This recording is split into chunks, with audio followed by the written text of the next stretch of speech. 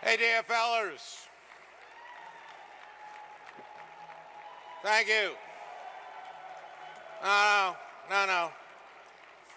Save it for the end. Save it for the end. I want to start by congratulating my good friend Keith Ellison and all of tonight's award winners. And I want to thank Ken Martin and the entire DFL staff for putting together yet another great Humphrey Mondale Dinner. And I want us all to thank the wait staff here for this delicious dinner. Thank you.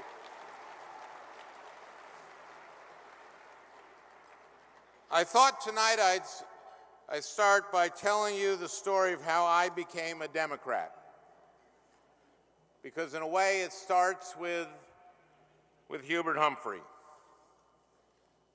Back at the 1948 Democratic Convention, that was 3 years before I was born, there was a big fight about whether or not Democrats should put a strong civil rights plank into our platform. And it was Hubert Humphrey, then mayor of Minneapolis, who stood up and convinced the convention that we should be the party of civil rights. The time has arrived in America, he said, for the Democratic Party to get out of the shadow of states' rights and walk forthrightly into the bright sunshine of human rights. That fall, Minnesotans elected Humphrey to the U.S. Senate, and 16 years later, he played a critical role in getting the 1964 Civil Rights Act passed into law. When Lyndon Johnson signed that bill, he famously turned to a staffer and said, well, we're going to lose the South for a generation. And he was kind of right. It's actually more forever. So we lost the South, but we got my dad. See, up until 1964, my dad had been a liberal Republican. Now, for the younger folks in the audience, that was a thing that used to exist. But my dad believed and taught us that civil rights were a matter of basic justice. And when we would eat dinner, we'd sit in our living room and eat dinner on tray tables while we watched the news. And when on the TV, they would have Southern sheriffs putting nightsticks or dogs or fire hoses on demonstrators, my dad would point to the TV screen and he would say, "No Jew can be for that. No Jew can be for that."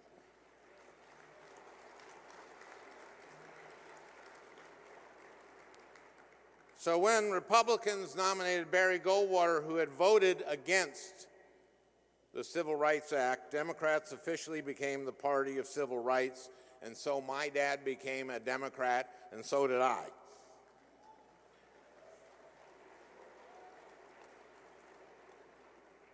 I know some of you are supporting Bernie Sanders. I know some of you are supporting Hillary Clinton.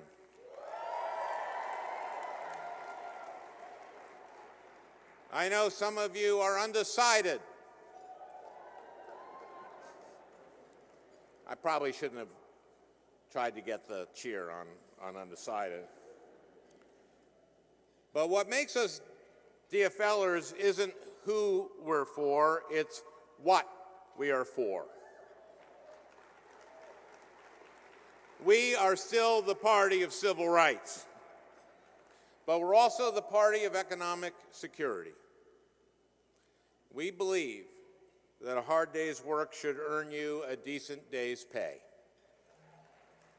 and that a lifetime of hard work should earn you a secure and comfortable retirement. We believe that no one should go broke just because they get sick, and that no one should get sicker because they can't afford to see a doctor. We are the party of opportunity. We believe that every child in America should be able to go to a great public school, and that every family should be able to put a kid through college without running up huge debts. And we believe that instead of pretending climate change doesn't exist, we should be harnessing the potential of clean energy and clean energy efficiency.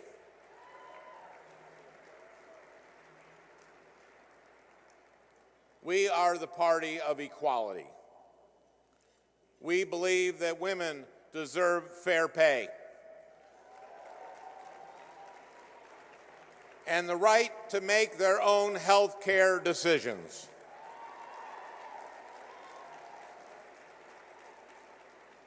We believe that LGBT Americans deserve every opportunity to go to school, to go to work, to start families, to run for office, and live their lives without facing discrimination.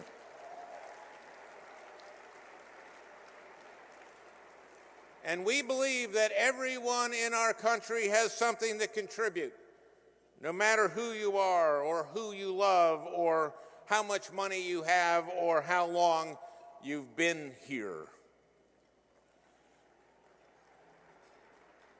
As for Republicans, well, these days they don't seem to be for much of anything.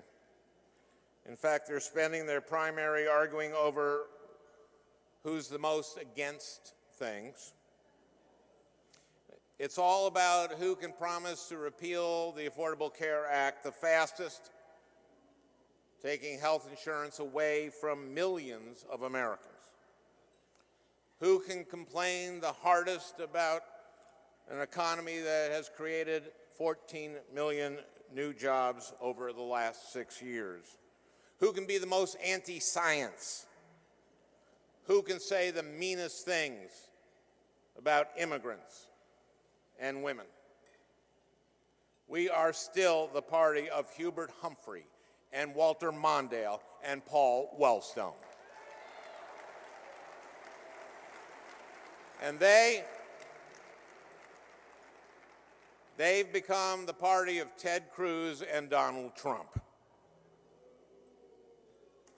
So it's no wonder that we are all fired up for this primary process. It's no wonder that we are excited to caucus on March 1st. We're the party that actually has values worth standing up for and a vision for America worth fighting for and candidates worth getting excited about. Now, I'm supporting Hillary, but it's not because I don't love Bernie Sanders. I remember campaigning for Bernie 20 years ago, and again in 2006, going to Vermont. I'm so glad to have him serving alongside me in the Senate, and I'm proud to call Bernie a friend, even if my staff insists that I'm not allowed to do my impression of him.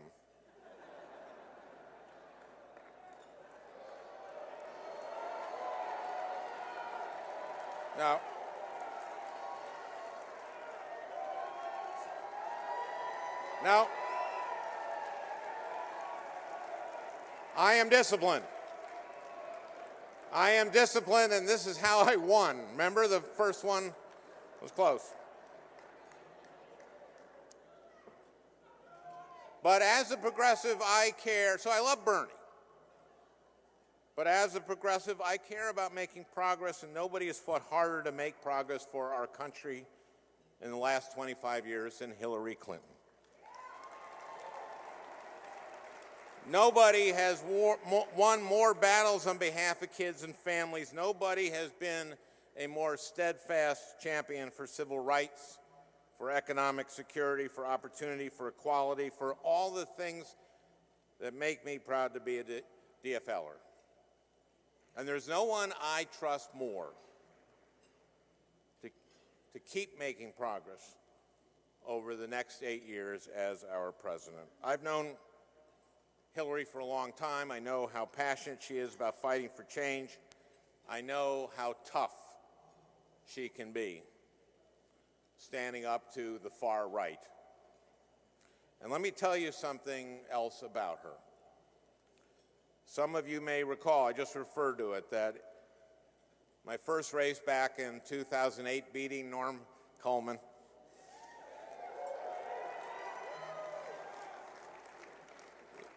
you may remember that was pretty close. I won by 312 votes, and I've often said that the thing about winning by 312 votes is that literally almost anyone here could have knocked on 312 doors or made 312 phone calls and be the reason that I won all by themselves.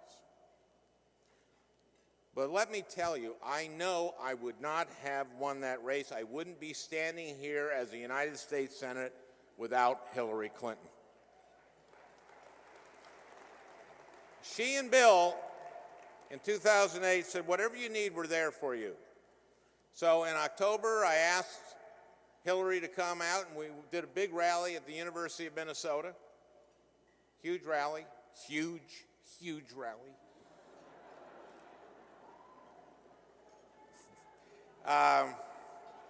Don't do it, Al. Don't do it. Okay. No. Okay. Then her husband, Bill, remember him? He came out for me in a big rally in October. Then right before the last weekend, I get a call from Hillary. And she said, I know how close this is. So I'm coming out. I'm tearing up my schedule. I'm coming out. And she did an event, a big event for me in Duluth. And I know that was more than 312 votes for me. So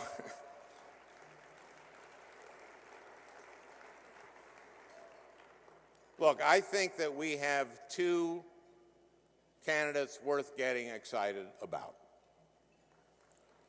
But as Paul Wellstone once said, if we consign ourselves merely to the poetic, utopian discussion of what should be and neglect the prosaic, practical work of the electoral politics that is, we doom ourselves to the margins of political life. So as passionate as we all are about supporting our candidate, the candidate of our choice, let's remember that when the caucuses are over, when this primary is decided, and we have a nominee, that isn't the end of the hard work. That is just the beginning.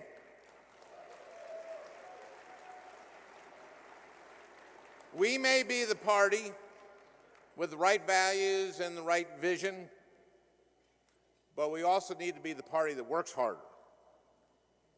We need to be the party that knocks on more doors and makes more phone calls and turns out voters on election day. That's how we're going to earn the chance to keep making progress. That's how we're going to send Rick Nolan and Tim Walz and Keith Ellison and Betty McCollum and Colin Peterson back to Congress to keep fighting for progress.